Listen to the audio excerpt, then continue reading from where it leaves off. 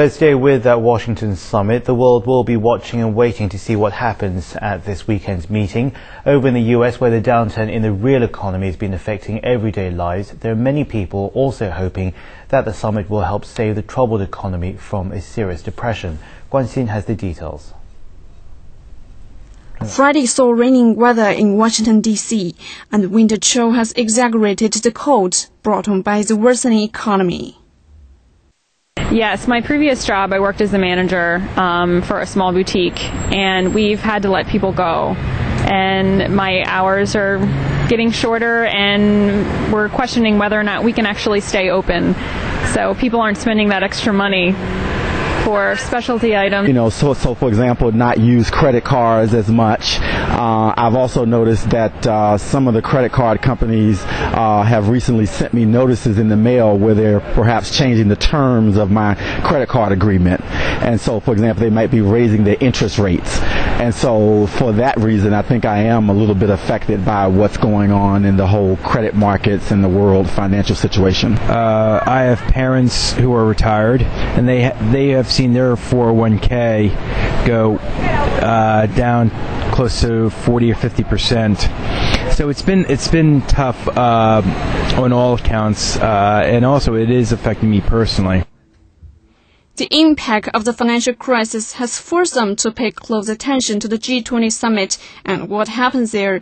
They're hoping the participating countries can make some progress at the meeting and help heal the financial markets. Well, I think that there are at least two things that need to be done. First, the leaders need to develop transparency. That is, the rules in each of the countries needs to be understandable to all of the other players. And so what needs to be done is for the leaders of the world to convince investors everywhere that they're going to have common rules. Or that they recognize the problem and they're going to do something about it. They may have to get a international board to oversee the financial markets now, and also to instill confidence in the world economy. So I think the G20 summit will be good, and I think that this is a lesson for all of us, that we're going to really have to think about our financial situation in a personal situation and in a collective situation. People from other countries at the summit, including Russia, Australia, Japan, and some European countries, are also paying great attention to the meeting. They're hoping the summit will remedy the world's financial headache. The current economic situation has forced us to consider restructuring the global economic system. I think our president is right on that point.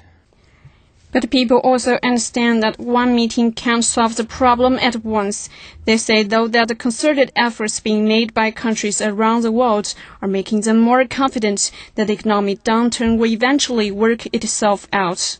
Guan Xin, CCTV. Well, let's take a look at the bigger picture. The G20 was formally set up at the G7 finance ministers meeting in Washington back in September 1999. The goal then was an unofficial dialogue system to promote exchanges between developed and emerging economies regarding global financial and economic issues. The G20 includes 19 of the world's biggest national economies, plus the European Union.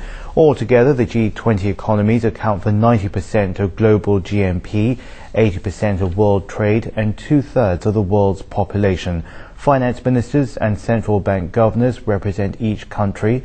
The European Union is represented by the rotating Council presidency and the European Central Bank. Following a meeting of G7 finance ministers last month, US leader George W. Bush invited them 20 economies and the managing director of the IMF and the head of the World Bank to a summit in Washington on the global economy. If you just joined us, we are of course talking about the global financial crisis from our studios here in Beijing.